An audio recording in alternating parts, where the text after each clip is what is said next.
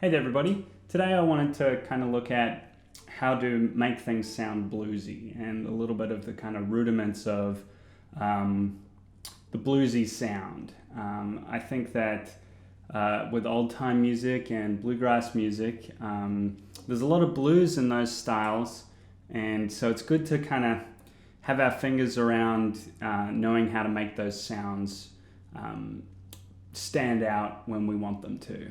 So I'm going to sort of break down a few little bluesy licks, and we can transpose them around to all sorts of different keys, and hopefully this will help sort of reveal how to make things sound bluesy, and then you can find the places in the tunes, in the old time tunes or bluegrass tunes that you're playing, where you can kind of highlight those sounds. So a little bit of a dive into bluesiness. The first thing that I wanted to look at was one of the great lessons that I learned when I was first learning bluegrass music. I'm from New Zealand originally. I lived in Australia for a little while, for quite a while actually, for 10 years. And when I was living there, there wasn't a lot of people that I was around to teach me bluegrass music or old time music. So I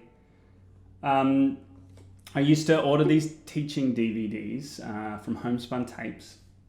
And I once ordered a DVD from the fiddler, of the fiddler Richard Green, who was a bluegrass fiddle player who played with Bill Monroe and was quite influential in his own way. And I'm a big fan of his playing, and he's interesting. He kind of comes from a classical music background, but he really had to find his way with fiddle music.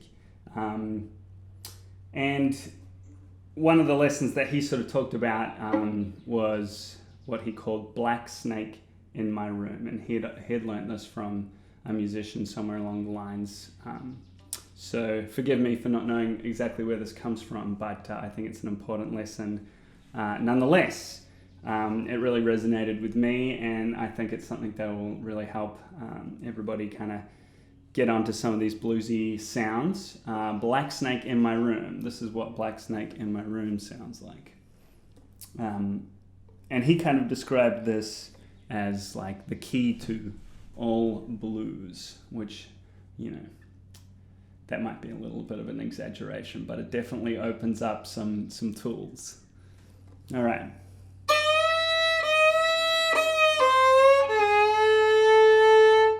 That's black snake in my room. It's kind of like you're saying those words with the instrument. Black snake in my room.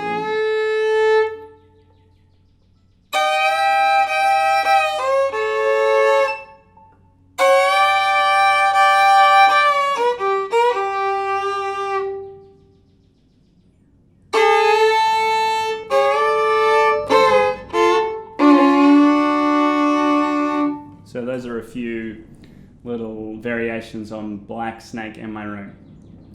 The first thing that we do when we learn this little lick is we've just got to kind of think about scale degrees for a second. So when we do a major scale, let's pick D major. I'm going to assume that you guys have some scale knowledge, so we'll just go with D major here, which goes like this.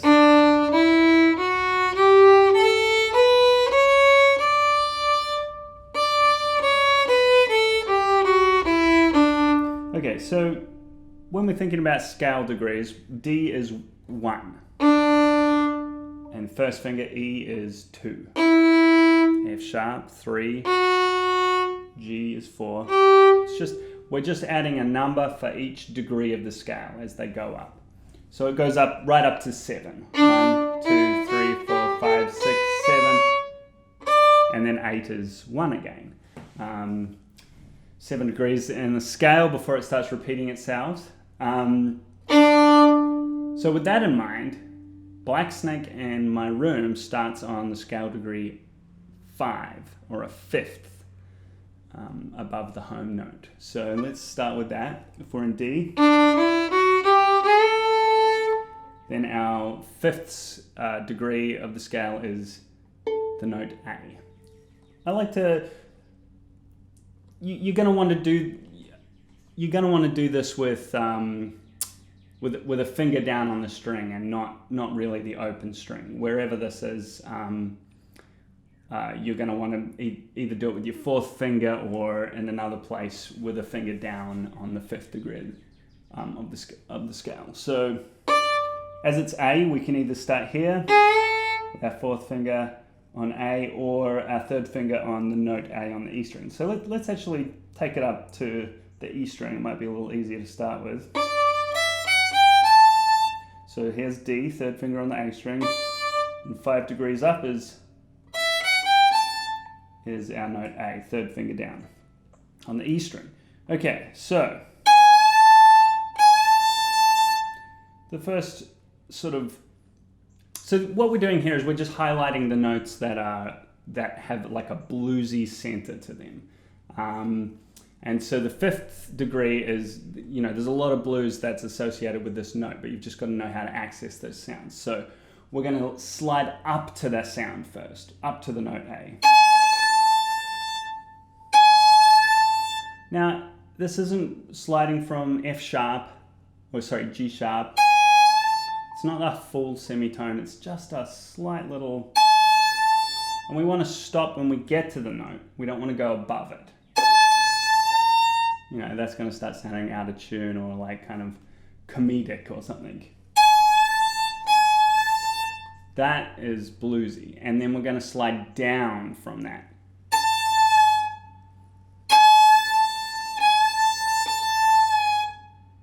So we're sliding up to the A twice, and then we're sliding just away from the A. We're not heading all the way down to G sharp.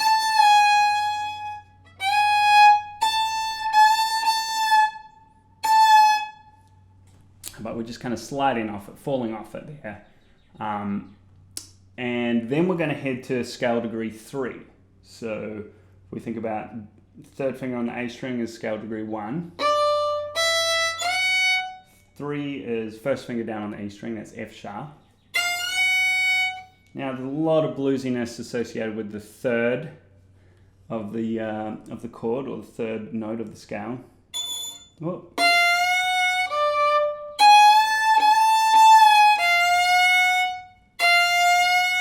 So our next little note is going to be like sliding into the third.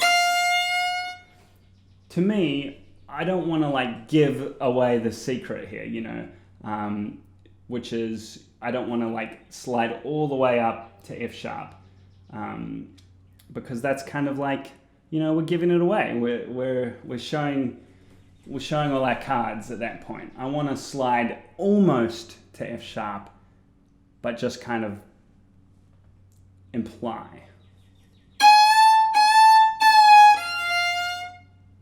I'm not quite reaching, because that kind of sounds a little too resolved. We're bluesy here.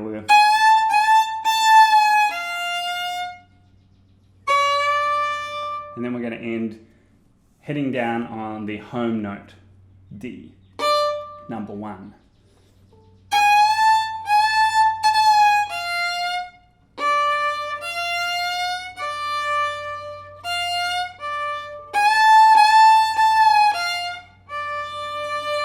Okay, so that's Black Snake in my room. So now what we need to do is we need to kind of move it around a little bit.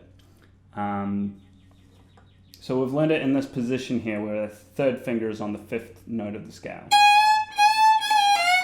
So let's go to where that other A note is, the other fifth note of the scale, down an octave, with our fourth finger down on the D string.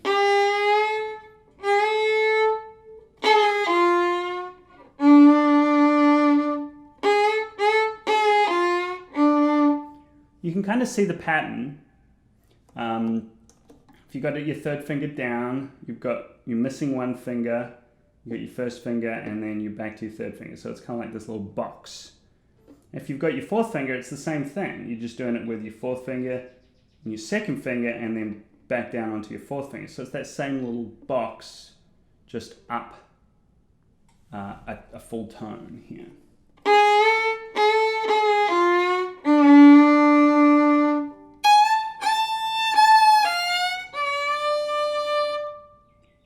I'm doing a little like, when we get to the home note, I'm going home, and then I'm kind of rolling off it and then heading back to home. That just gives us a little bit of a, like, we're resolved, oh, we're not resolved, and then we're resolved again, A little false resolution, and we're really sort of, able to feel our feelings with those notes. Okay, so let's take it to a different key. So let's try the key of G. Again, where the fifth note of the chord, G, A, B, C, D. That's 5 notes above G. So that's where we're going to start our black snake in our in our room.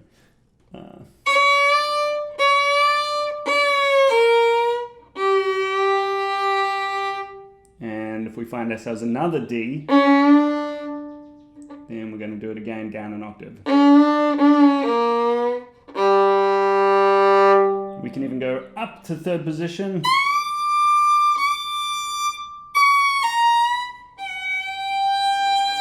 And do it a full 3 different octaves here.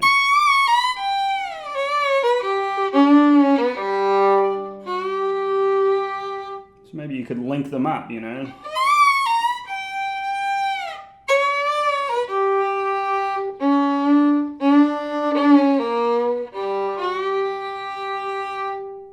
Let's try another key, C. C, D, E, F, G. That's a fifth note of the scale.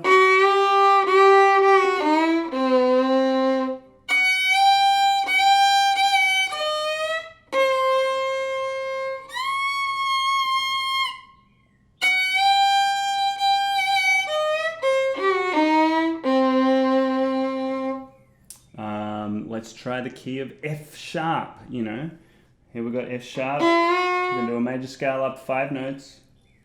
G sharp, A sharp, B, C sharp.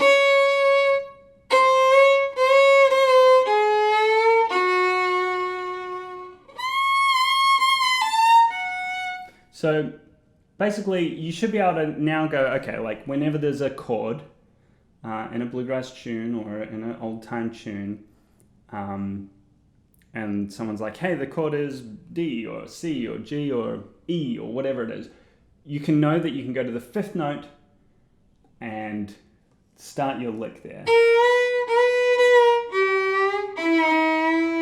There's basically only going to be a couple of different variations fingering wise anyway. You have your home note on your first finger. You have your home note on your second finger. You have your home note on your third finger. And on your fourth finger. Everything else is going to be a variation of those, just in different positions. So there's 4 different variations on how you could finger that.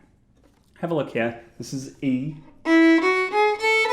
starting on the note B. F sharp, starting on the note C sharp.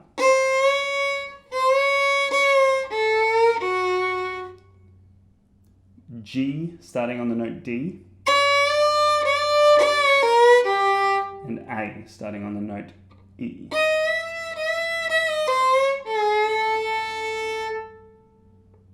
All right.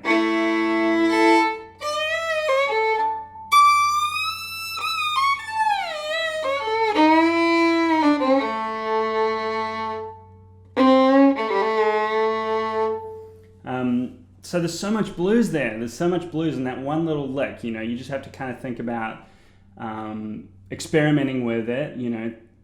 listen to any of those variations that I did with it and find ones that you like, slow it down. I put all of these videos up on basically unlisted YouTube videos. So you can go down into the YouTube cog. I suppose it's the bottom left-hand side of the window. There's a little cog. It's either the left or the right. There's a little cog wheel, and you click that, and you can actually select playback speed and slow things down on any YouTube video. So that's a little hack that, if you don't know that, can really help with learning things. So if there's something in here that is going too fast for you, you can always slow it down. The next thing that I'll maybe just kind of look at, just to make it a little more difficult, is adding some double stops. We start on the 5th note of the scale, right? But the chord is the home note. So when we're playing Black Snake in My Room in the key of G, we're starting on the note D, but the chord is G. So we can add a G note. I like to add the G note a 4th above.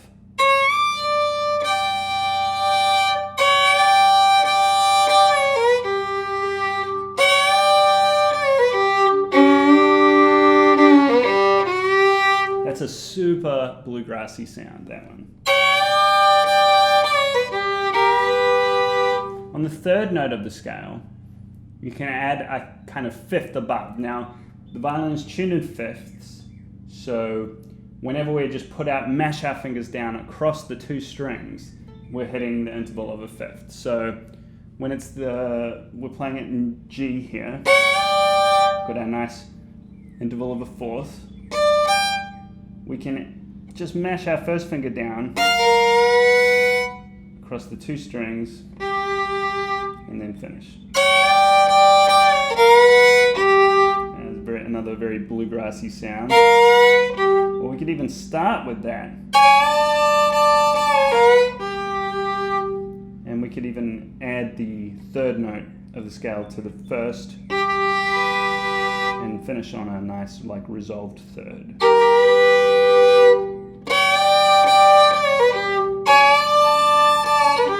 The last one is we can add a flatted 7th. So in the key of G, a flatted 7th is the note F natural.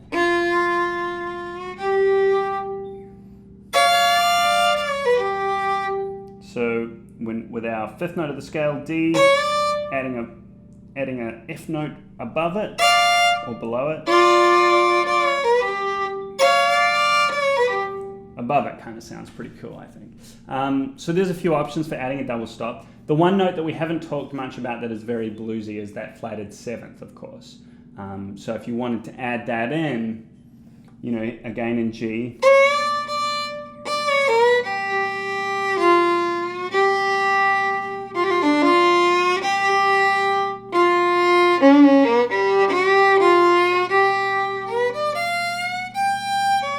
especially if you're kind of sliding up and then resolving to the G. That's really bluesy. Black snake in my room. Well, I hope that is of interest and helps you kind of get some bluesiness into your playing. There's tons of examples of this in old-time music and in bluegrass music, and maybe you'll hear Black Snake in My Room next time that you're listening to Tommy Jarrell play an old-time tune, and it kind of gets a little bluesy, there's so much of that in there. So this is also really good for just how do you improvise on a blues tune. I think that you could absolutely just improvise using Black Snake in My Room and variations of it, and you're going to sound like you're playing the blues, So I really feel like this is just access to bluesiness and those sounds. But we might in one of our lessons in the next couple of weeks, we might look at blues form and like a blues tune. And that way we can kind of apply this Black Snake in my room lesson to the actual form or a tune of the blues. So we'll look at that in that lesson another week. Thanks for tuning in, and as always, please leave a comment and let me know how you went, and we'll see you next week.